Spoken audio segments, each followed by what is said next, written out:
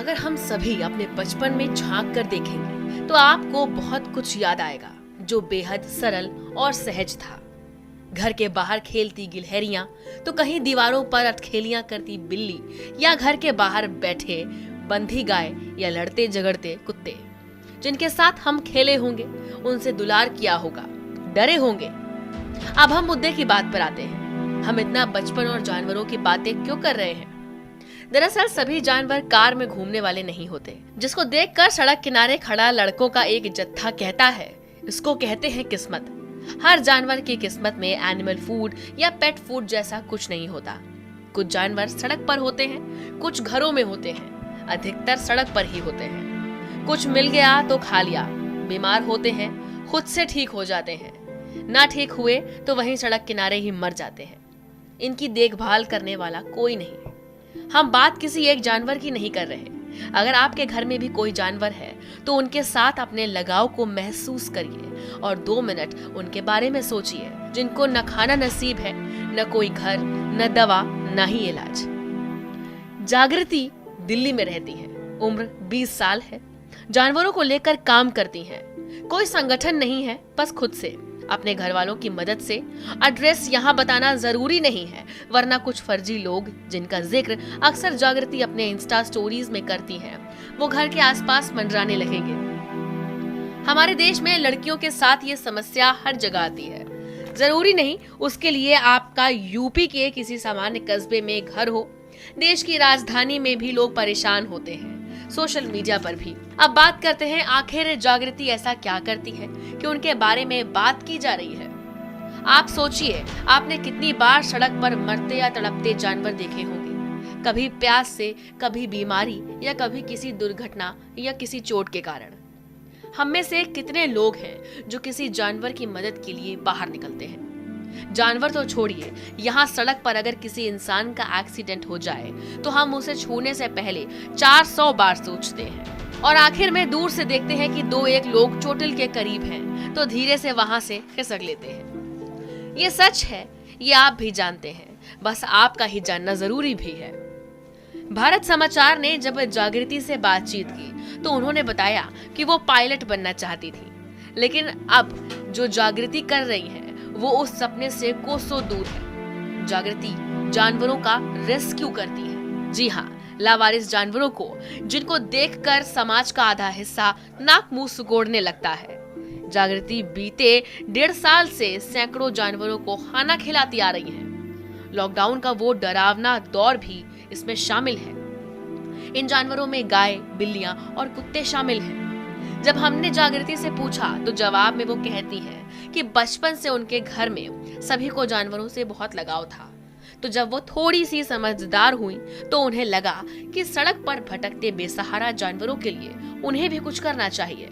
इसके बाद से वो लगातार इस काम में एक्टिव है। जागृति ने भारत समाचार से बातचीत में बताया कि करीब 1.5 साल पहले हुई एक घटना, जिसमें कुछ लोग एक बंदर को पीट पीट कर मार देते हैं, उससे काफी विचलित थी।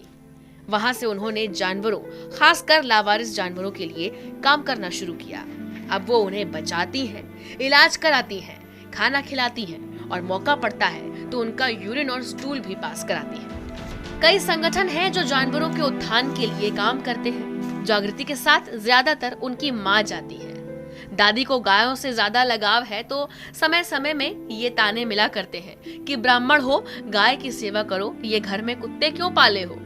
इतना ही नहीं, भारत समाचार से बात करते हुए जागृति ने कई अहम बातें भी बताई, जैसे उनके कुछ दोस्तों ने उनके इस काम के कारण उनसे किनारा कर लिया। इतना ही नहीं, ज्यादातर रिश्तेदारों ने घर से भी दूरी बना ली। रिश्तेदारों का घर से दूरी बनाने का कारण ये है कि मौजूदा समय में उन्होंने अपने घर पर तकरीबन 20 जानवर पाल रखे हैं जो चोटिल थे या बीमार थे। इनमें बिल्ली से लेकर कुत्ते सब शामिल हैं। सिर्फ इतना ही नहीं, सबसे खास बात यह है कि जागृति अपने खुद के घर में नहीं रहती, बल्कि एक रेंटेड हाउस यानी कि किराए के घर पर रहती हैं। अब आप इस बात का अंदाजा लगाइए, जहां सोसाइटी में मकान मालिक इंसानों के जीने पर कई सारी पाबंदी लगा देता है। ऐसे में इस महामारी के दौर में ये सब मैनेज करना जागृति के लिए कितना बड़ा चैलेंज होगा। हमसे बात करते हुए जागृति ने बताया कि उन्हें कई बार मदद मिल जाती है, लेकिन ज्यादातर निराशा उठानी पड़ती है।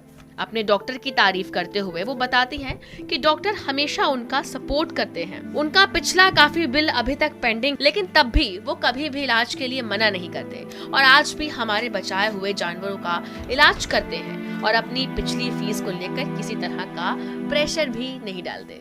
इसके बाद अब हम बात करते हैं कि जागृति के सामने आने वाली क्या चुनौतियां हो सकती हैं। जैसे कल को वो नौकरी करेंगी या आगे की पढ़ाई के लिए कहीं बाहर जाना पड़ सकता है, या लड़कियों के सपनों में सबसे बड़ा रोड़ा शादी। इन सवालों के जवाब में जागृति बहुत ही स्पष्ट जवाब देती है, जिसकी उम्मीद आप एक 20 साल की लड़की से कम ही करते हैं या नहीं भी करते हैं। साथ ही हमने उससे ये भी पूछा कि क्या दिक्कतें आती हैं उन्हें सोशल मीडिया पर बैठे उन लफंडरों से जिनका काम ही केवल और केवल टांग खींचना हो, उनसे वो कैसे डील करती हैं। शादी के बारे में जागृति काफी क्लियर है, उनका ऐसा कोई इरादा नहीं है। परिवार में ज्यादातर लोग जागृति के इस नेक काम में मदद करते हैं, लेकिन उनकी सबसे बड़ी ताकत है उनकी माँ। इस पूरी प्रक्रिया में वो हमेशा उसके साथ खड़ी रही।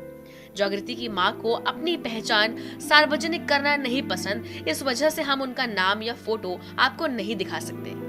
ये बात सच है कि बचपन में मिली तालीम हमारे ऊपर गहरा असर डालती है। कई बार हम किसी ऐसे लक्ष्य की तरफ चल निकलते हैं जिसके कारण हमें बहुत बड़ा कद, पैसा, पावर या इज्जत नहीं मिल सकती, लेकिन जो हम हासिल करते हैं, आत्मसंतुष्टि, दुनिया में शायद ही कोई और चीज हो जो इससे जरूरी है। अगर आप अपने काम से खुश हैं तो बाकी सारी चीजें छोड़ी जा सकती हैं। जागृति से बातचीत में ये साफ जाहिर होता है कि वो अपने काम से बेहद खुश हैं और हर चुनौती का डटकर सामना करने का हौसला भी है। एक अपील उन लोगों से भी है जो खुद तो समाज के लिए कुछ नहीं करते, लेकिन दूसरों के काम में रुकावट का काम जरूर करते हैं। आप झांकिए खुद के भीतर और देखिए आप इस जिंदगी में कितना सार्थक हुए हैं, अपने लिए, अपने घर वालों के लिए या समाज के लिए। अगर आप बनने वाली तस्वीर को खोखला पाएं तो समझ लीजिए कि उन जानवरों से बहुत ज्यादा विकसित नहीं हो सके हैं आप। इसीलिए आपसे ये अपील है कि अगर किसी के नेक काम में साथ नहीं दे सकते हैं तो कम से कम रुकावटें ना पैदा करें। भारत समाचार की पूरी टीम की तरफ से जागृति को ढेर सारी शुभकामनाएं और हम उम्मीद करते हैं कि वो आगे भी ऐसे ही काम करती रहेंगी। भारत समाचार के लिए यह खबर लिखी है शिवम दीक्षित ने और मैं हूं सलोनी। ऐसे ही अन्य खबरों के लिए देखते रहें भारत समाचार।